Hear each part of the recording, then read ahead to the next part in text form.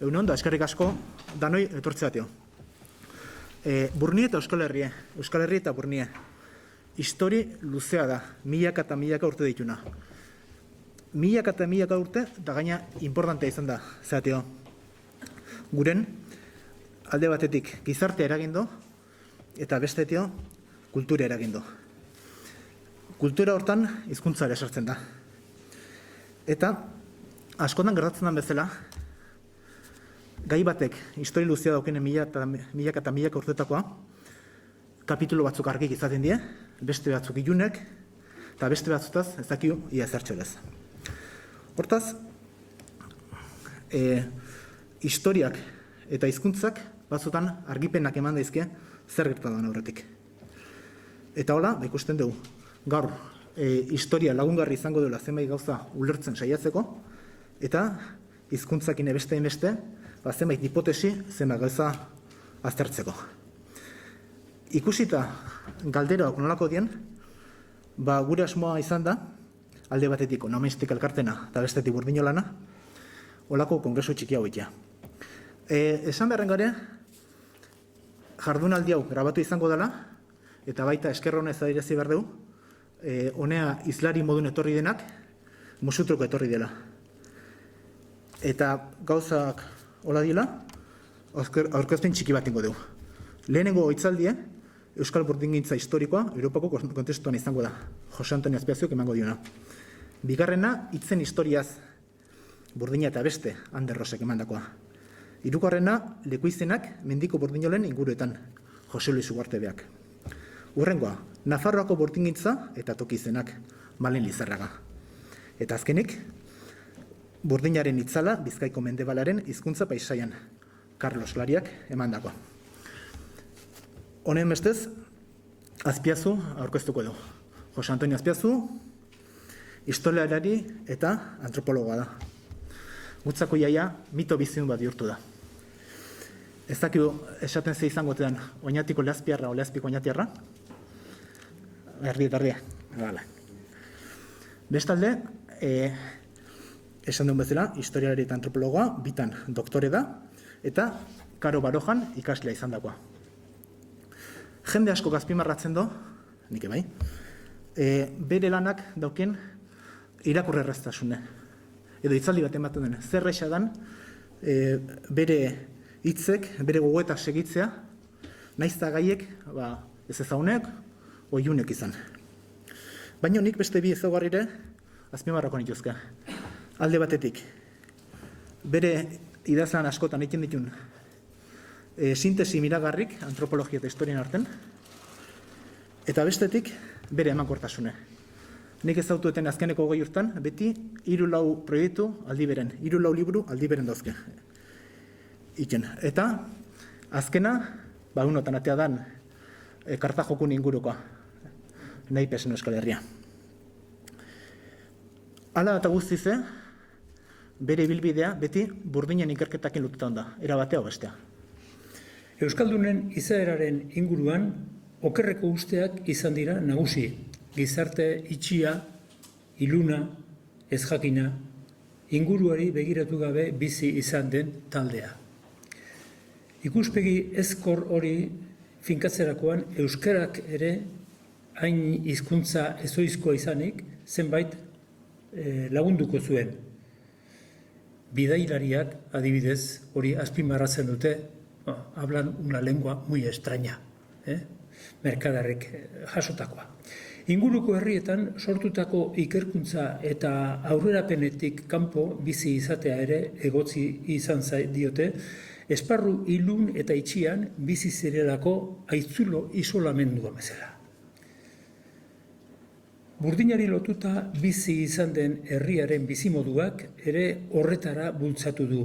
Hola kobazulo bat bezala irudikatzen zen, eta bertan hola gizonen egin behar bakar hau zen. Mea erre eta agua kolpatu, gordina moldatu, eta hor bukatzen zen haien zeregina. Mekanikoki, nolabait burniari lotuta balude bezala.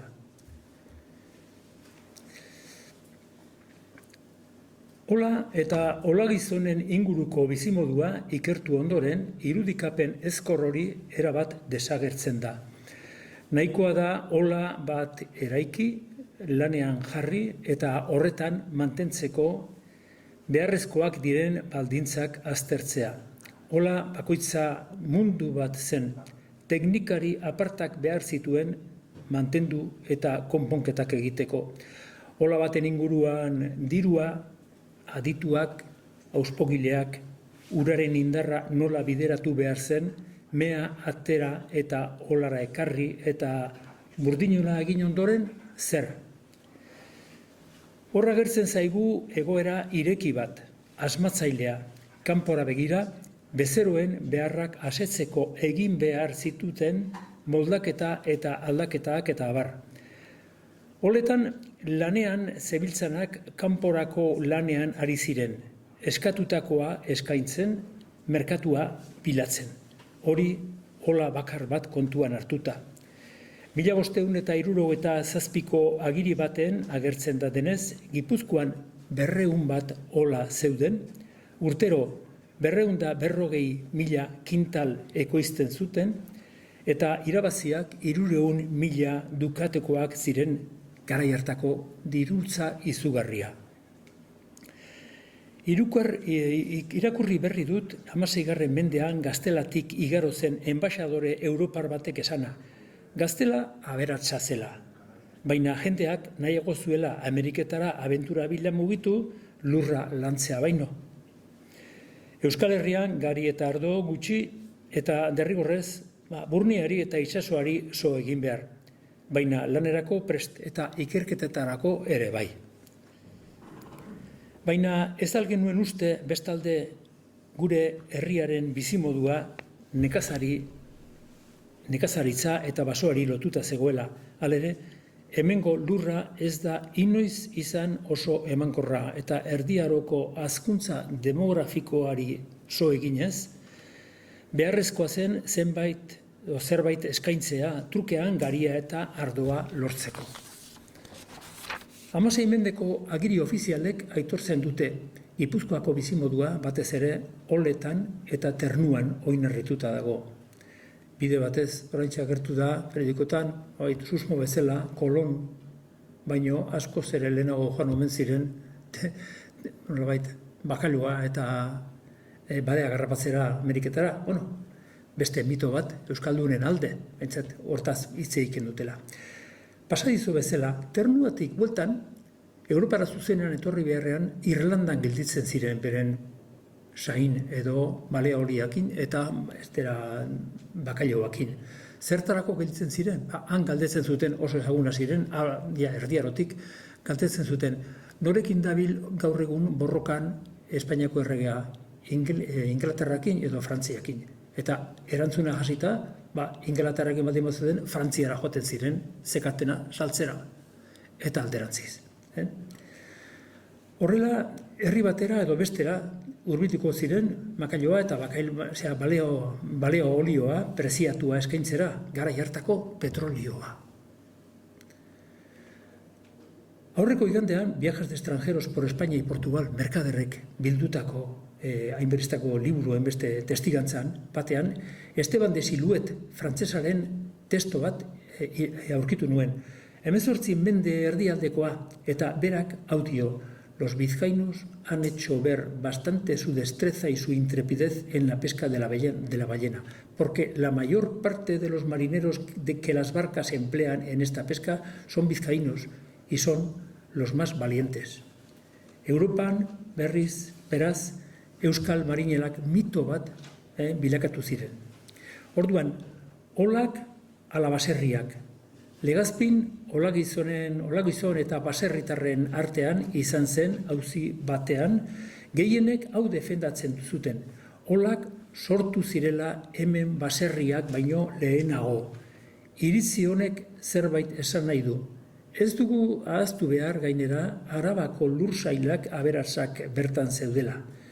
Arabarrek lurra lantzeko ola eta zutegietako tresneria behar zuten, eta legazpierrek aldiz, hango garia eta ardoa.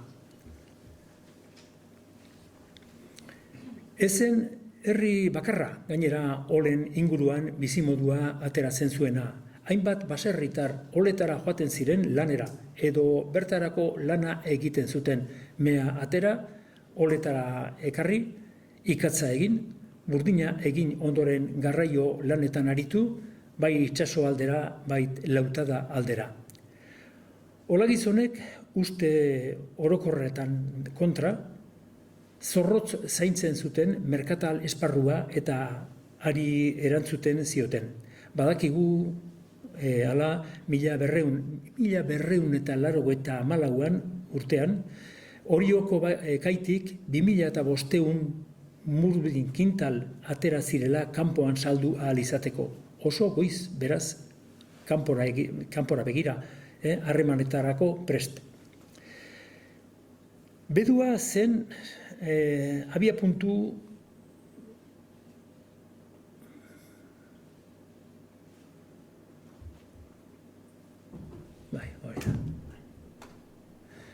Bedua zen abiapuntu urola bailaratik itsaso aldera generoa ateratzeko.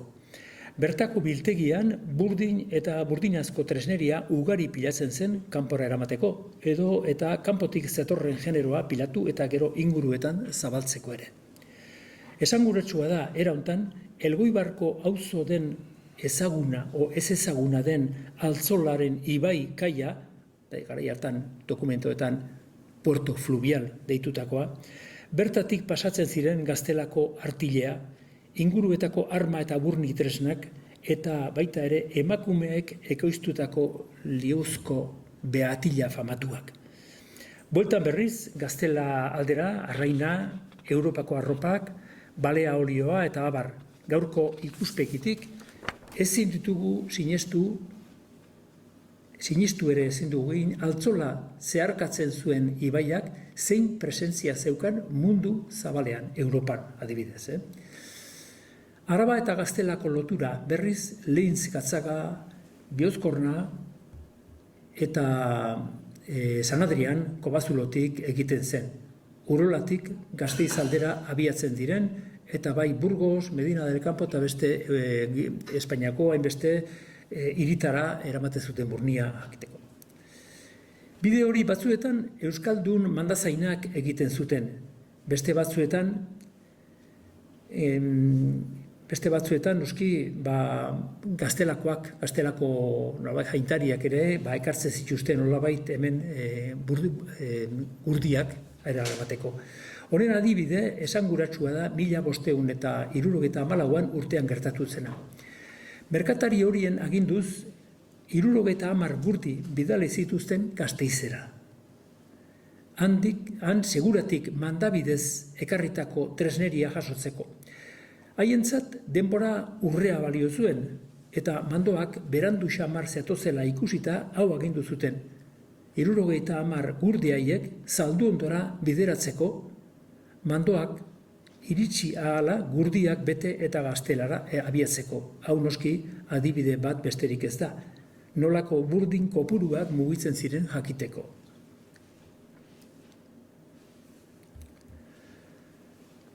Holetan ikatz asko erretzen zen, baina basoak ezin zezaketen behar zen adina eskaini. Burubide bat aurkitu behar zen ikatz gabeziari aurre egiteko.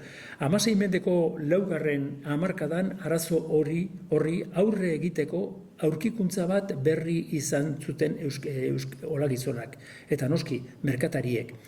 Omen zen Ixenobesa, Genovatik datorrena, izena hartu zuen berrikuntza bat, Italiatik Auñamendiko mendi inguruetara iritsi zena. Esaten da, euskaldunak ez zeudela aldaketak onartzeko prest. Herri itxia dela, esan dugu. Baina kasu honek erabat zapuzten du esamez hori. Aldaketa ezen merkea, baina lanerako ohi baino ikatz gutxiago behar zuen zenez, Ixenobesa hori, sistema hori urte gutxi barru ia hola guztietan zabaldu zen. Zertan zegoen aldaketa? Burdinaz egiten zen zulora haizea zuzen eta eraginkorrean bideratzen zen tobera edo haizebide berri batez. Orain kobrez egina eta ez burdinez. Berehalaxe ohartu ziren askoz ere ikaz gutxiago behar zela eta hurrengo urte gutxietan auspogileek kobrezko tobera hori jartzen ziren auspo berriei. Harrigarria da ikustea zein aberatsa eta anitzatzen kanpora bidaltzen zen tresneria. Gainera, tresna bakoitzak ezberdintasunak agertzen ditu. Hiltzeak, adibidez, neurri asko eta mota desberdinekoak ziren. Bakoitzak aparteko zeregina zuen neurrian. Zer esanik ez, herri bakoitzak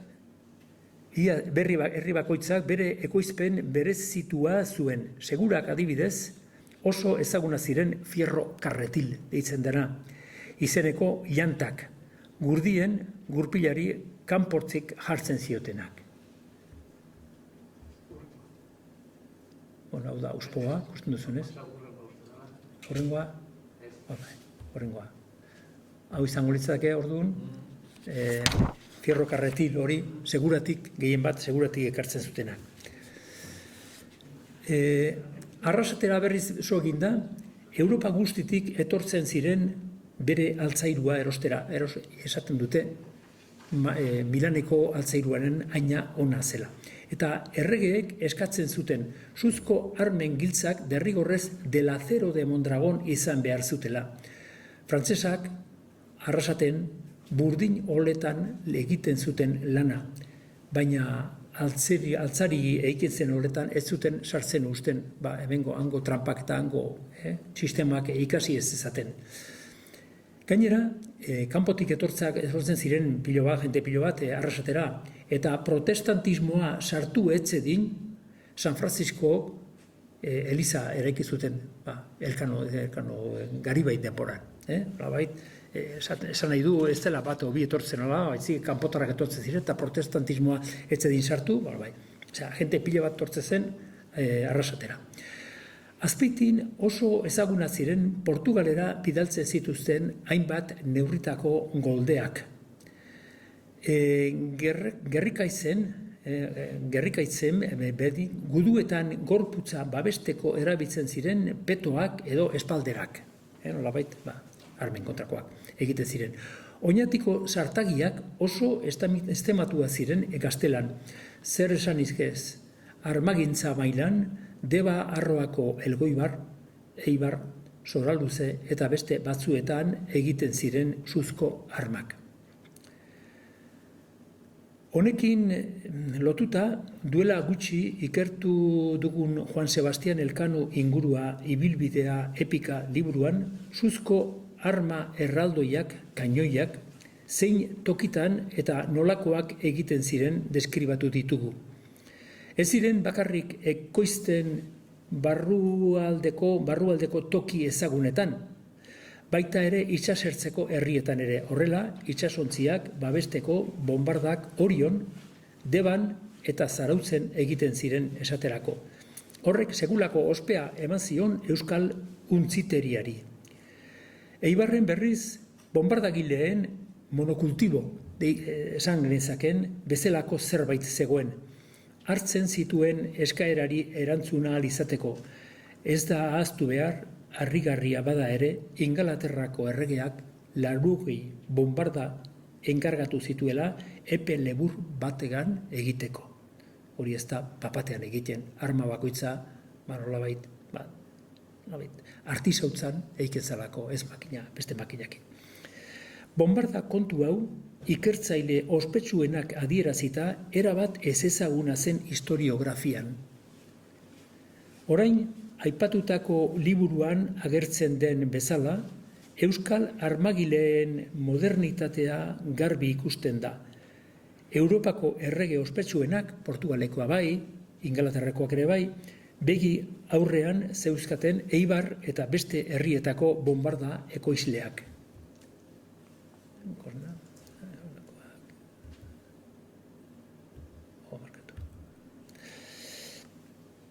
Hori baldin bada herri txikia, itxia eta iluna izatea edota aurrerakuntzekin ezkor jokatzea, ikuspegi hori ez dagokio Euskal Herriari, garbi ikusten denez. Idazle baten esan zuenez, garai hartako euskaldunak alde guztietan agertzen ziren. Beren hizkuntza ofiziala gaztelania zen, ofiziala idazteako talakoa, baina beren arteko hizkuntza arrunta egunerokoa euskera zen. Kanpora begira bizi zirela, hori bai dela euskaldunei zegokion argazki aproposa. Bestela, hor Europan edo Ameriketan euskaldunen presentzia zein garbia eta garrantzitsua izan zen, ona adibide batzuk. Arrasateko merkatariek Nantes oso merkatari gune importantea zen, zeukaten bere etxea, eta altzairuarekin ateratako dirua hain preziatuak ziren arropak erosten eta trukatzen zituzten. Behar bada, hain apreziatuak ziren Europako oihal eta arropak. Arrasateko kodiziloetan, testamentuetan, ugari agertzen dira. Ez zegoen herririk hain arropa dotoreak jazten edo gordetzen zituztenik.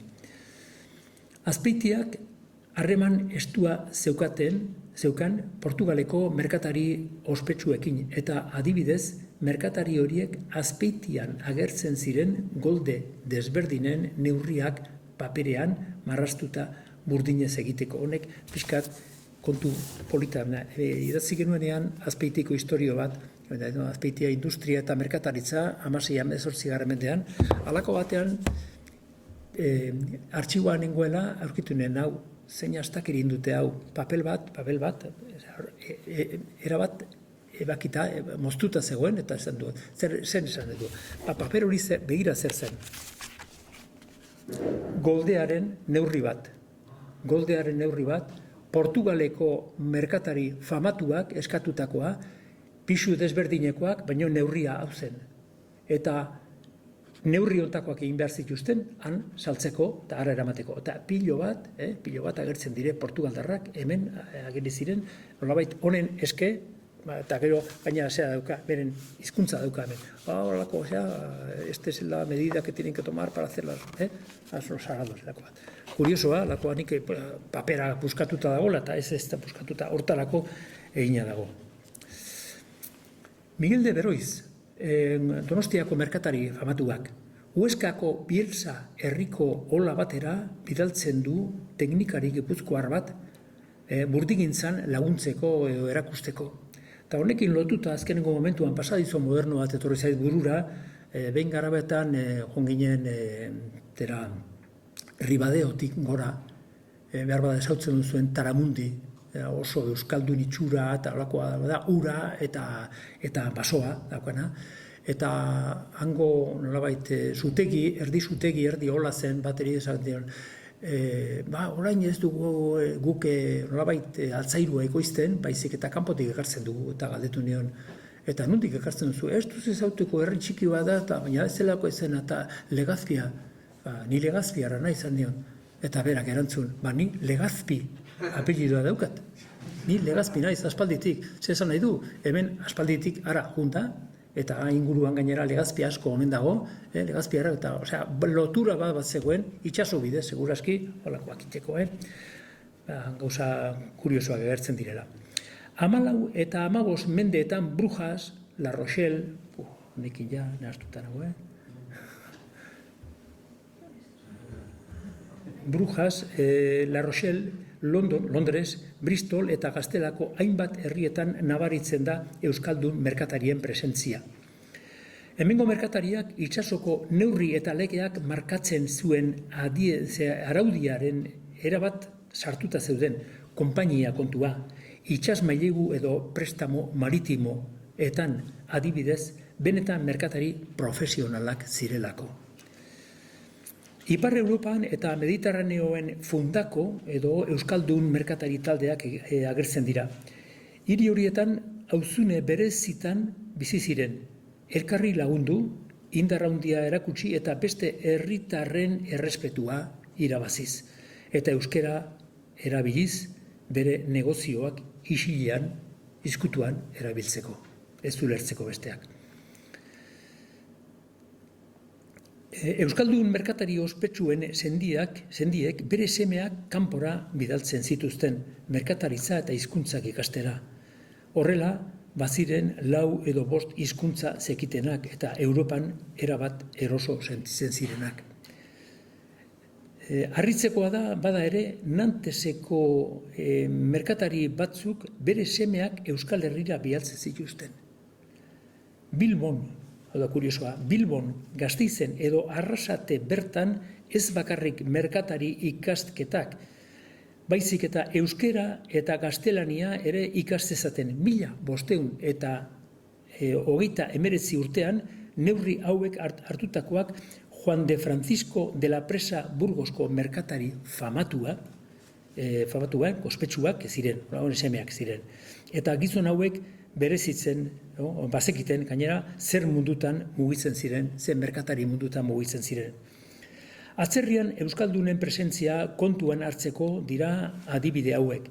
Errege Katoliko eta Inglaterrako erregearen tartean egindako negozio harremanak Jofre de Sasiola enbaxadoreak eramaten zuen. Errege eta beste erregeen tarteko bitartekari bezala. Hortik kanpo, Juan de Idiáquez Genovan eta Olazabal Venezian zeuden enbaxadore bezala, garai hartako erresuma indar zuenen enbaxadoreak. Sevillan berdiz, Casa de la Contratación, Ameriketako negozioak eta nolabait kontratatzen zuenak, etxeko burua zen Juan Martínez de Recalde, Azkoitiarra. Berari esker, neurri batean Elkanok Molukasetako bidaian parte hartu zuen, berak eraginez, bera bultzatuaz, bera erakutziaz. Matienzo, beste euskaldun bat, ere zer ikusi handia izan zuen espedizioa, Molukaseko espedizioa eta euskaldunen partaidetza kontuan hartuta edo bultzatzeko, hainbeste euskaldun parte hartu zuten espedizio hortan. Esanguratzua suertatzen da Jean-Philippe Perriotti, historiagile frantsesak, euskaldunei buruz esaten duena, euskaldunak nunai agertzen dira, eta bere ustez izan hau egokitzen zaie, los buhoneros del mar. Hau da, herri-zerri, kai-kai, ibiltzen zirena, nolabait bere merkataria eskaintzen eta erosten. Portuetan agertzen dira, erosi eta saldu, Europa eta Mediterraneoko kostaldean oso ezagunak izanik. 18 mendean, Euskal Herrian, peninsula baino aurreragoikoia suertatzen zen. Ez dago zalantzarik, garai hartako Euskal Herriaren adiskideen elkartea, gero Baskongada bezala ezagutzen dena, Euskaldun gazteak bidaltzen zituen Europa iparraldera, hango aurrerapenak berri ikas zezaten. Nolabait Europan sartuta bateko, herri itxia, herri zabala, baizik ez. Bestalde, adibide bezala, garai hartan, joan zen herri beheretara, Holanda aldera, mutrikuar bat, Antonio de Gaztañeta, itxasontzi gintzan, oso itxasontzi maisua, mutrikuarra zen. Herri hartako aurrerapenak ikasi zitzan. Bere herrira bueltatu zenean, Gaztelako erregeak hau agindu zuen. Antonio de Gaztañetak egindako neurriak, egindako marrazkiak, egindako nolabait itxasontzien figurak, haiek zirala Espainiako, Gaztelako erregearen itxasontziak egiterakoan neurriak, harek jartzen zituen neurri ofizialak hortarako. Garbi dago, Euskaldunak garai hartako japoniarrak ziren, hori bai dela herri ireki baten isla. Puntotxo bat esan nuke modernitatearen alde. Oñatik Unibertsitateko historia pixkat ezagutzen ez duguna eta denbora gutxi dela idatzi nuena, gauz bitxi bat agertu zitzaitan. Olako zerrenda izugarria zeuden, nun ikasi zuten ze irakasle ibili ziren, eta ze ikasle ibili ziren.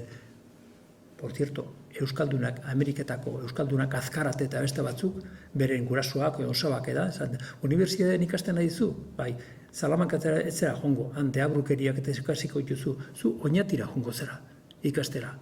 Bai, bueno, halako batean, 1806an agertzen da zerrenda horretan, zerrenda eta DN, don, eta halako batean, ikusten dut eta, hau ezin dik ezuzen nahi izan, Doña Maria Antonia de Cortázar, oinatiarra, unibertsitatean, nik dakidanik, orain arte dakidanik, Europako zaharrena unibertsitate baten sartutakoa. Maria Antonia de Cortázar famatua. Eta horra agertzen da, berak estudianteak hartzen zituen etxean, eta bai, Madridikoa, Furundarena, Euskaldun jatorrizkoak, zestuakoak, beraz zestuan ebizizan zen, eta seguraski tratamentu batera jatuko ziren. Zuk erakutsi idazu niri latina beharrezkoa zen unibertsitatea sartzeko, eta nik merkeago ingo dizut zure estentzia gure posada edo hoteltxoan. Bueno, hau modernitatea ez baldin bada, ez dakit modernitatea zen izan daiteken. Bueno, honekin nahikoa.